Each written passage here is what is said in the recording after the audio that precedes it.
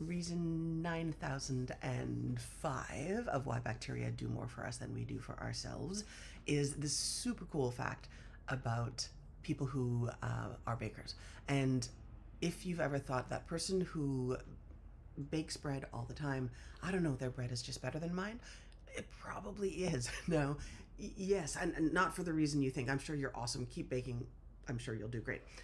It's not just that they know the right proportions and the right texture, and they know when to take it out of the oven, and they have a good sense of smell. It's all those things, of course it is.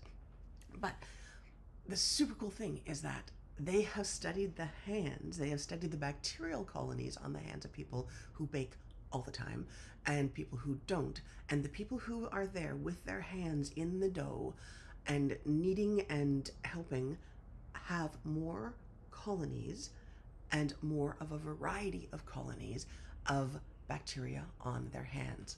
So when they have their hands in the dough and they are making bread for you, there's literally more bacteria in there, which is going to ferment more, which is going to create more goodness and more taste and more health-giving benefits. But they have more diversity as well. So again, more diversity means more health benefits. More diversity means the bread is going to taste different and better, and it's going to do more things for you.